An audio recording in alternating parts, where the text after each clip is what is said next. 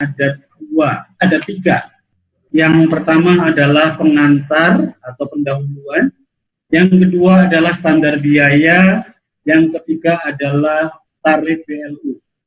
Tolong teman-teman posisikan kalian adalah sebagai, mendengarkan saya itu sebagai pejabat BLU atau orang yang diutus dari BLU untuk menemui saya. Ya, tolong perhatikan terkait standar biaya dan tarif layanan.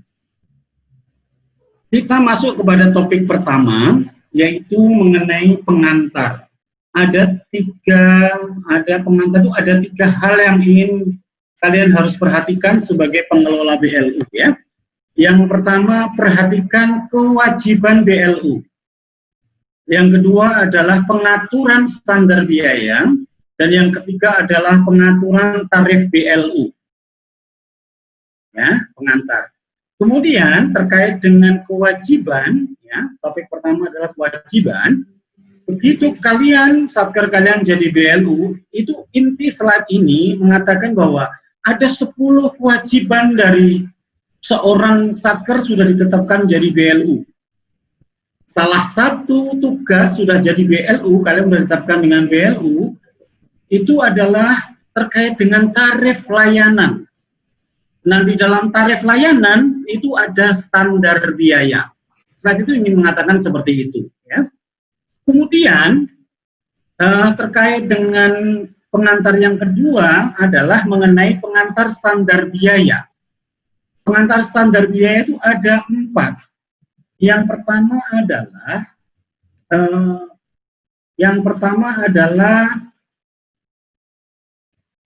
ya, standar biaya itu pertama adalah dasar hukum, yang kedua adalah penetapannya, yang ketiga jenisnya, yang keempat adalah standar biaya dalam BLU. Dasar hukum adalah PMK 71 tahun 2013. Kemudian yang nomor 2 adalah terkait dengan terkait dengan apa berikutnya, penetapan. Penetapan standar biaya itu harus dengan penetapan dari Menteri Keuangan. Wujudnya ada 2. Ada PMK, ada surat persetujuan Menteri Keuangan. Ya. Kemudian pengantar ketiga mengenai standar biaya adalah jenisnya. Standar biaya itu ada 2. Standar biaya masukan atau SBM, dan standar biaya keluaran atau SBK. Kemudian yang keempat mengenai pengantar standar biaya adalah standar biaya BLU itu ada 2. Yang pertama adalah standar biaya yang terkait dengan layanan. Yang kedua adalah standar biaya terkait dengan penghasilan dan fasilitas SDM. Ya, itu 2 itu. Jadi ingat itu ya. Itu terkait pengantar yang kedua. Pengantar yang ketiga mengenai tarif layanan. Tarif layanan pengantar itu ada 3. Yang pertama adalah dasarnya. Dasarnya ada 2, yaitu PP 23 tahun 2005 dan PP 74 tahun 2012. Ketentuannya ada 3. Yang pertama adalah kalian sebagai BLU harus segera menyusun setelah jadi BLU, itu yang pertama. Yang kedua adalah menyusunnya dengan perhitungan per unit layanan. Per unit layanan. Dan yang ketiga, penetapannya adalah oleh Menteri Keuangan. Ya. Kemudian yang ketiga mengenai tarif layanan itu adalah perhitungannya. Ada 4 perhitungan yang dijadikan dasar, yaitu kontinuitas. Aduh, ya. Si Pak, Monica belum di-admit, Pak. Oke, Monica ya, udah nih. Udah kan? Jadi pertimbangannya itu ada berapa? Pertimbangannya ada 4. Nanti kamu harus cari definisinya, yaitu layanan yang ditetapkan itu harus mempertimbangkan kontinuitas daripada pengembangan layanan itu. Ya, yang kedua adalah daya belinya masyarakat yang dilayani. Yang ketiga adalah azas untuk keadilan dan kepatutan besaran layanan itu. Dan yang keempat adalah kompetisi yang sehat. Misalnya di dunia universitas, kalian membuat SPP, maka SPP yang ditetapkan harus mempertimbangkan kompetisi yang sehat di antara layanan itu. Itu mengenai pengantar. Oke, selesai. Topik yang kedua. Topik kedua dari setelah pengantar, apa, Syabrina? Iya, Pak. Mengenai standar biaya. Ya. Standar biaya tadi ada 3 pokok bahasan. Yang pertama adalah standar biaya khusus untuk BLU. Yang kedua adalah SPM secara keseluruhan. Dan yang ketiga adalah SPK secara keseluruhan. Karena secara keseluruhan itu sebagai Satker BLU juga harus mengikuti.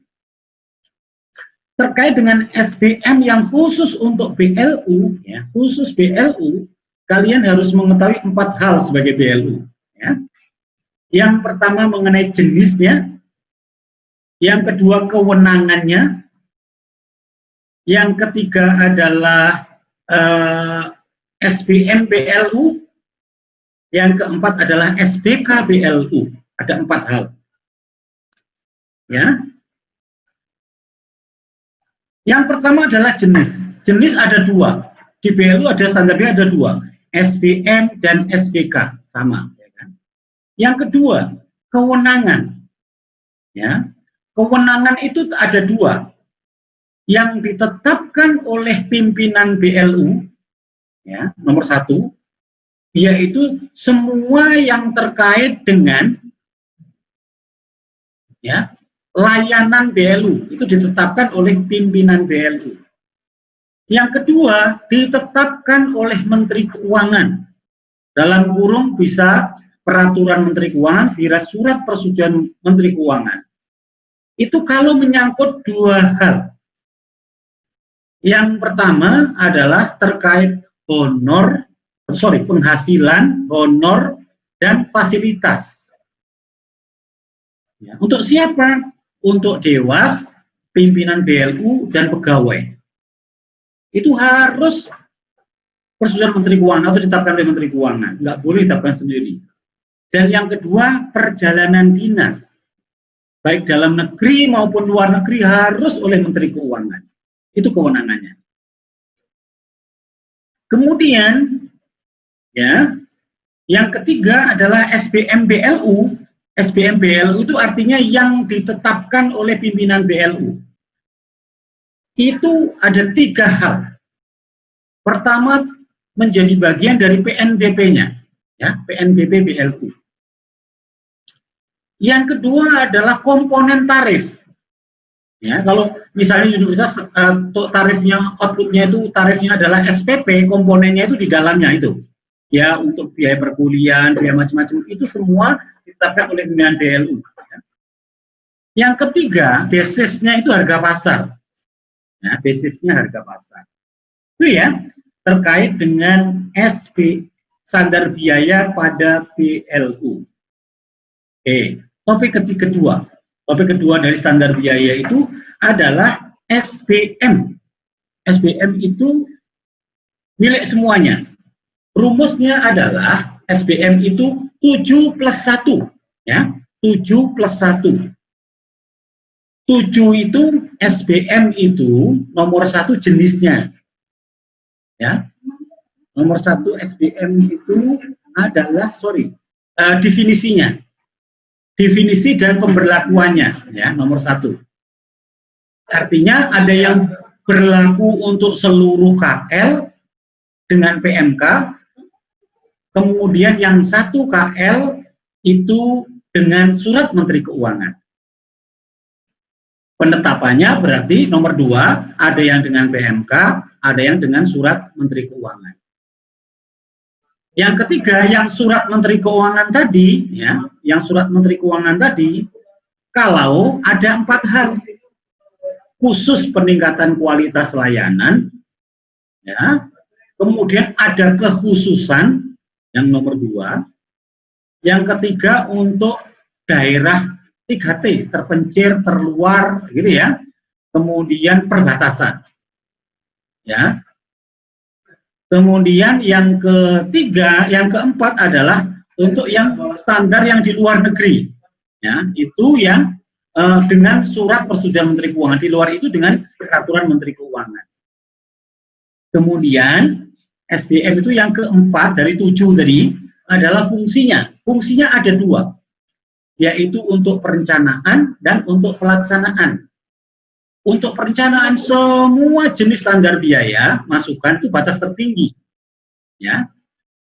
Kalau untuk pelaksanaan itu dibagi 2, yang menambah penghasilan yaitu lampiran 1 itu batas tertinggi, yang untuk lampiran 2 itu adalah estimasi, artinya boleh dilalui kalau harga pasar di atas itu. Itu yang keempat, ya. Kemudian yang kelima adalah penggunaannya. Yang menggunakan itu intinya PA, KPA. Terus yang keenam tanggung jawab. Yang bertanggung jawab itu adalah PA, KPA. Dan yang ketujuh pengawasan. Yang mengawasi itu adalah Ijen atau APIP masing-masing KL. Itu SBM-nya di BLU. Nah, plus ya, 7 plus 1, 1 itu adalah hal-hal penting. Hal-hal penting penerapannya, itu ada 3. Ya. Yang pertama, masing-masing BLU itu harus efisien. Yang kedua adalah batasi honor, karena tunjangannya BLU sudah besar, gitu ya. Dan yang ketiga, kalau ada yang menambah penghasilan lagi harus persetujuan Menteri Keuangan. Itu teman-teman sekalian mengenai terkait dengan standar biaya masukan. Jadi standar biaya masukan itu adalah 7 plus 1. Ya. Dan kemudian topik yang ketiga dari standar biaya itu adalah SPK. SPK itu 7, diawali dengan jenisnya. Ya, SPK itu ya ada yang sifatnya ya nomor 1 pengantarnya SPK itu ada yang SPK total, ada SPK per unit. Maksudnya SPK total itu adalah kalau di dalam satker itu ada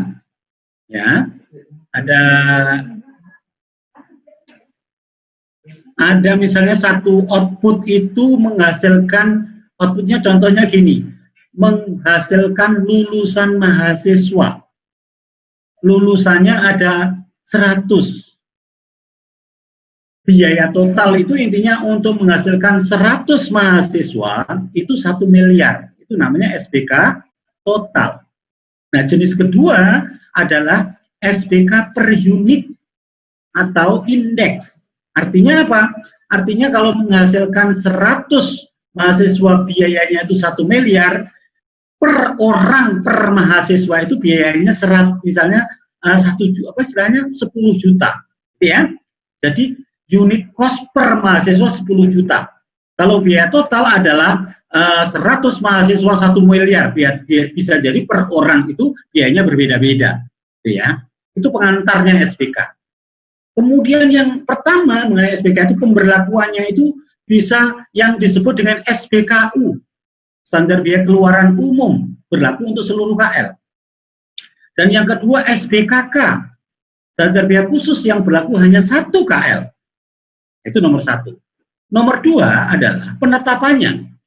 Kedua-duanya dengan PMK. Kalau yang kalau yang berlaku umum SPKU itu ditetapkan oleh Menteri Keuangan dengan berkoordinasi dengan KL. Tapi kalau SPKK khusus ditetapkan oleh Menteri Keuangan atas usul dari KL. Beda kan? Itu yang nomor 2 penetapan. Yang ketiga kriteria yang bisa dijadikan SPK itu ada 3. berulang, nomor 1, jenisnya dan satuannya itu terukur dan jelas, nomor 2, komponennya untuk menghasilkan output itu jelas. Nah, itu baru bisa di SPK-kan. Berulang, jelas terukur, kemudian tahapannya jelas. Ya. Fungsinya, fungsi SPK ada 2. Untuk perencanaan itu batas tertinggi. Untuk pelaksanaan itu estimasi, artinya bisa dilalui. Itu yang keempat. Yang kelima, penggunanya adalah KL wajib menggunakan untuk RKA-KL. Ya. Pengawasannya adalah oleh Itjen atau APID. Kemudian prosesnya, ya, proses untuk nyusun SPK itu ada ada 4. Yang pertama, BLU dan PA-KPA nyusun SPK dulu, penyusunan. Yang kedua, KL mengusulkan kepada Menteri Keuangan. Siapa? DJA lewat DJPB karena BLU. Ya. Yang ketiga adalah DJA menelaah. Dan yang keempat, Menteri Keuangan menetapkan. Ya. Itu teman-teman sekalian mengenai standar biaya BLU. Ada 4 hal tadi. Ya. Standar biaya BLU ada 4 hal tadi. Yang pertama adalah ada 3 hal ya. Yang pertama tadi adalah standar biayanya yang berlaku di Satker BLU, kemudian SBM, kemudian SPK. Topik ketiga, ya. Topik ketiga Rahma, Fitma. Topik ketiga terakhir kita mengenai apa? Tarif BLU, Pak. Tarif BLU, layanan BLU. Itu ada 6 hal yang kalian harus pahami. Yang pertama dasar hukum. Dasar hukum itu setidak-tidaknya teman-teman harus punya 3 yang dipahami. Pertama, Undang-Undang Nomor 1 2004. Ya, ini Monica keluar lagi ya? Monica keluar lagi, Pak. Oke, udah. Ya. Jadi Undang-Undang Nomor 1 2024, yang nomor 2 adalah PP 23 2005 yang telah diperbaiki dengan PP 74 2012. Kemudian yang ketiga tolong dicatat, ini agak beda. PMK 100 tahun 2016 yang telah diperbaiki dengan PMK 219 tahun 2020 ya. Itu nomor 1 dasar hukum. Nomor 2 urgensi. Urgensi itu intinya adalah saya ingin mengatakan satu hal. Nggak ada BLU manakala tidak ada tarif. Ya. Tarif itu jantungnya BLU. Kalian mewakili BLU sesuai kelompok masing-masing. Kalau nggak punya tarif, itu nggak bisa bekerja sebagai BLU. Itulah fungsinya BLU. Sehingga urgensinya ada 3. Dia strategis, karena dia menjadi dasar strategis, kemudian dari aspek keuangan, dan dari aspek layanan. Ada 3 hal itu. Dari sisi aspek strategis, itu ada 3 hal. Dia sebagai legalitas untuk memungut, yang nomor 1, kemudian sebagai dasar untuk perhitungan RBA, dan yang ketiga sebagai dasar untuk nyusun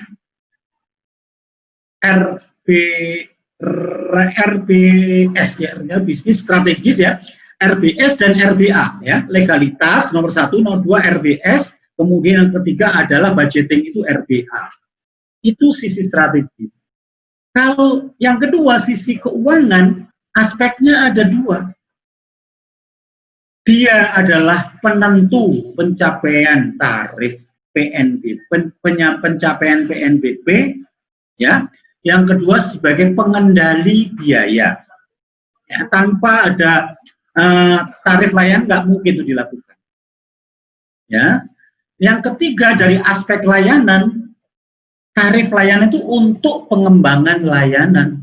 Ya, kalau nggak ada tarif layanan, kita nggak bisa berbuat untuk memperbaiki layanan kita.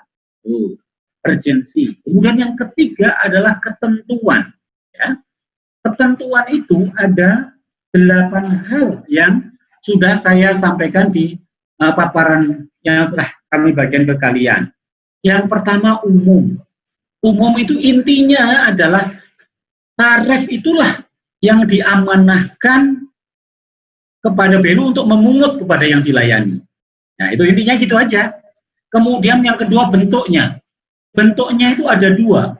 Ada nominal uang, kemudian ada yang sifat tarif. Tarif itu ada dua, ada nominal, ada persentase.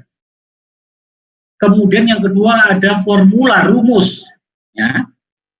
Jadi ada besaran itu dibagi dua, nominal dan persentase. Kalau pola tarif itu adalah rumus, formula. Ya.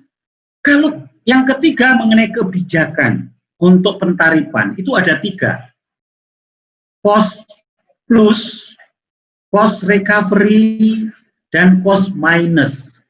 Cost plus itu biaya, tarifnya bisa lebih besar daripada biaya, sehingga menghasilkan untung. Cost recovery itu tarifnya sama dengan biaya yang dikeluarkan oleh BLU. Kemudian cost recovery itu adalah tarifnya lebih kecil daripada biaya yang dikeluarkan, tapi layanan itu harus diberikan oleh BLU, ya. Itu karena keberadaan semi atau kuasi daripada korporasi tadi. Kemudian yang keempat, aspeknya. Aspek 4 yang saya berikan pengantar tadi didefinisikan di sini.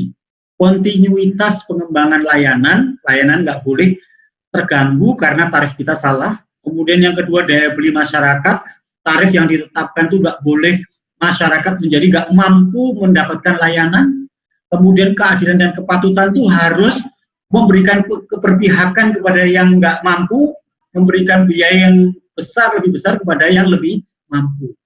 Kompetisi yang sehat memastikan adalah di dunia yang dilayani oleh pemerintah itu menjadi tetap berjalan, ya, itu kira-kira. Nah, yang 4 lainnya itu artinya yang kelima adalah bagaimana pengakuan pendapatan, pelaporan pelaksanaan tarif, melaksanakan monef tarif, dan menyelenggarakan sistem informasi pelaksanaan tarif. Itu terkait 8 ketentuan mengenai tarif layanan. Kemudian topik yang keempat dari 6 yang ingin saya sampaikan adalah sistematika kalian sebagai utusan dari Satker BLU untuk menyusun tarif layanan, mengusulkan ke Menteri Keuangan. Ada setidak-tidaknya 7 di dokumen usulan tarif layanan. Pendahuluan pertama, menjelaskan karakteristik BLU kalian nomor 2, membuat dasar perhitungan tarif layanan yang akan kalian usulkan nomor 3, kemudian yang keempat intinya, yaitu usulan tarif layanan kalian kayak apa yang kamu usulkan. Baru yang kelima, dasar penghitungan usulan kalian itu kayak apa. Baru yang keenam, penutup, apa yang minta dimohonkan, kemudian yang ketujuh adalah lampiran-lampiran pendukungnya. Itu teman-teman yang inti usulannya. Nah, bagaimana yang kelima? Yang kelima ya, yang kelima itu adalah proses pengusulan, penyampaian dan penetapan daripada layanan tarif itu. Intinya ada 3. Yang mengusulkan itu, yang menyusun usulan itu adalah pimpinan BLU kalian dan bos kalian. Yang mereview usulan kalian dan mengusulkan kepada Menteri Keuangan itu adalah KL kalian, gitu ya. Kemudian yang terakhir yang menetapkan atau menolak itu adalah Menteri Keuangan. 3 bagian itu. Apa yang harus dikerjakan masing-masing, gitu ya? BLU, ya, yang dikerjakan oleh BLU adalah 2, nyusun perhitungan unit cost, ya. Unit cost-nya, perhitungannya itu kayak apa disusun. Kemudian yang kedua nyusun tarif, nyusun analisis tarifnya. 2 hal itu yang kalian harus siapkan sehingga nanti menteri kalian, ya, menteri atasan kalian itu bisa mengusulkan kepada Menteri Keuangan. Ya. Kemudian penjelasan yang berikutnya adalah apa yang dilakukan oleh menteri kalian. Ya. Menteri kalian itu nanti mengusulkan sesuai dengan batas waktu kepada Menteri Keuangan. Yang kedua, cara ngusulinya boleh berupa per BLU atau gabungan kolektif seluruh BLU, gitu ya. Itu Menteri Pimpinan Lembaga. Kemudian yang dilakukan oleh Menteri Keuangan apa, gitu ya? Menteri Keuangan yang dilakukan ya menerima atau menolak. Ya. Nanti yang kedua adalah nanti Menteri Keuangan itu apakah menggunakan indeks atau indeks itu adalah apa tadi? Indeks yang kemudian ditindaklanjuti oleh nanti oleh Ditjen Perbendaharaan, ya. Kemudian juga bisa diberi kan indeks itu berlaku umum, atau bisa juga yang kedua adalah batasan dibagi per kelompok atau zona, ya. Kemudian ada yang ketiga bentuk penggabungan dari beberapa BLU dalam satu dalam satu KL atau beberapa KL yang berbeda, ya kan, digabungkan tarifnya sama, itu juga boleh, ya. Kemudian tetapi kalau memang dengan zona beda-beda, nanti bisa jadi nggak dimandatkan kepada Menteri Keuangan, gitu ya, kira-kira. Nah, teman-teman sekalian, terakhir yang kita catatkan oleh yang poin yang keempat ini, poin yang keberapa ini, yang mengenai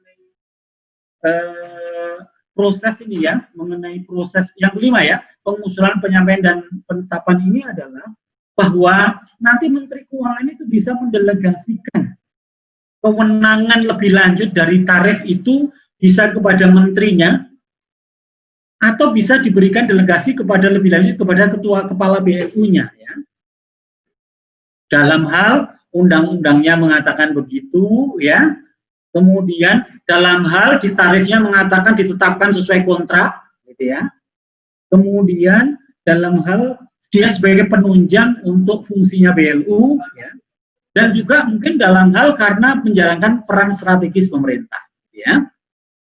Itu kira-kira teman-teman sekalian yang kelima. Yang terakhir mengenai tarif layanan itu adalah mengenai teknis untuk nyusun tarif layanan, ya. Teknis nyusun tarif layanan itu saya ingin memberikan highlight bahwa ini akan diperdalam, ya, diperdalam di minggu depan. Minggu depan itu adalah untuk menyusun bagaimana kalian menyusun tarif layanan. Tapi setidak-tidaknya ada 3 poin yang ingin saya garis bawahi di sini. Kalau nyusun tarif layanan, misalnya kalian adalah wakil dari BLU Pendidikan, salah satunya menyusun tarif layanan SPP mahasiswa. Maka tahapannya adalah nomor 1 pricing. Pricing itu hasil akhir. Saya balik dari belakang.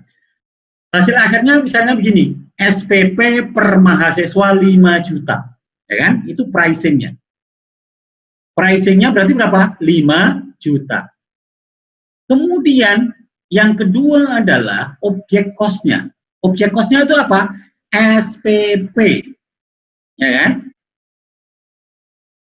SPP mahasiswa. Yang ketiga adalah cost assignment-nya, yaitu apa? Cost tracing dan cost allocation. Artinya cost tracing itu begini, SPP itu komponennya adalah misalnya 1 bahan untuk kuliah, yang kedua biaya dosen, yang ketiga biaya ujian, misalnya gitu kan, membentuk biaya SPP. Itu cost tracing. Cost allocation itu artinya adalah untuk biaya yang bahan tadi berapa, biaya dosen berapa, biaya penyelenggaraan dan biaya ujian berapa. Itu alokasinya. Kalau yang 3 sudah detailnya lagi, di dalamnya ada type of cost. Ada direct cost, ada indirect cost. Itu yang pertama. Dari contoh uraian tadi, yang pertama tadi, maka nomor 2 dihitung HPP-nya, harga pokoknya, bahwa SPP-nya itu tadi 5 juta. Ya, di situ kalian intinya harus menentukan cost objeknya, oh SPP. menentukan biaya langsungnya, SPP biaya langsungnya itu berapa. Kemudian menentukan basis untuk indirect cost-nya, overhead-nya. Baru kemudian mengidentifikasi yang keempat direct cost-nya, indirect cost-nya, sorry. Setelah itu dihitung per unit SPP-nya berapa. Kemudian dihitung indirect cost ke masing-masing distribusi kepada SPP. Yang terakhir adalah yang ketujuh, dihitung total cost-nya. Hitungan-hitungan nanti sangat menarik disimulasi di pertemuan minggu depan. Nah, berikutnya yang terakhir adalah kalau sudah misalnya pendidikan atau rumah sakit nanti dituangkan dalam bentuk PMK. Nah, di PMK itu nanti ditentukan setidak-tidaknya ada 5 hal pembagian layanannya. Kalau di pendidikan ada akademik, non-akademik. Ya. Kalau di rumah sakit berbasis kelas ya, atau tidak berbasis kelas atau tarif farmasi. Itu misalnya bentuk-bentuknya di masing-masing jenis layanan berbeda-beda. Itu nomor 1. Nomor 2 itu adalah kebijakan tarifnya. Kebijakan tarifnya itu adalah UKT atau non-UKT. Ya. Kemudian yang ketiga adalah penerapan tarif yang bersifat khusus. Misalnya ada keberpihakan untuk misalnya yang ekonomi lemah dan lain sebagainya. Kemudian yang keempat pendelegasian kewenang kepada pemimpinan BLU, misalnya kalau menyusun kerjasama tarif KSO itu diserahkan kepada pimpinan BLU. Kemudian yang terakhir bentuk tarifnya. Itu teman-teman sekalian inti daripada materi materi daripada standar biaya dan tarif. Dengan demikian saya sudah menguraikan mengenai pengantarnya, standar biaya, dan tarifnya. Teman-teman, terima kasih telah mendengarkan saya dengan gerak cepat. Tolong susun mind map-nya, nomor 1. Yang kedua, pelajari lagi. Yang ketiga, jangan berhenti di sini karena minggu depan akan kita assess lebih dalam lagi mengenai cara menentukan menyusun tarifnya, simulasinya. Nah, kalian tadi menghadap saya sebagai pimpinan atau sebagai pejabat BLU atau pegawai BLU. Sekarang kalian pelajari lagi modulnya, siap-siap untuk mengusulkan tarif di tempat kalian. Ya. Dan dengan demikian, teman-teman, yang individu, yang PR-nya adalah terkait dengan standar biaya dan tarif BLU harus dieksplor dari sana, masing-masing bentuk, ya, bentuk-bentuk BLU-nya. Ya. Itu yang dapat saya sampaikan, dan jangan lupa teman-teman untuk mengerjakan tugas individu dan juga memulai tugas kelompok, dan jangan lupa untuk menyelesaikan mind map. Dan terakhir, UAS UTS-nya itu nanti ujian jarak jauh, jadi ditentukan waktunya, mudah-mudahan lancar teman-teman, dan materinya harus difahami. Yang penting substansinya difahami ya. Itu teman-teman. Kalau ada pertanyaan nanti lewat WA group ya. Bisa difahami? Cepat ya, materinya cepat ya. Tapi seperti tadi, tetap jaga kesehatan, tetap semangat, tetap produktif, dan jangan lupa untuk bahagia. Berhenti ya. Terima kasih ya atas perhatiannya, dan mohon maaf di sini hujan deras. Di tempat saya hujan deras. Sampai tadi ada gangguan di sinyal untuk diskusi pada kesempatan kali ini. Oke, teman-teman sekalian, kita tutup pertemuan kali ini ya. Sukses selalu dan selamat siang. Assalamualaikum warahmatullahi wabarakatuh. Waalaikumsalam warahmatullahi wabarakatuh. Terima kasih, Pak. Terima kasih, Pak. Terima kasih, Pak.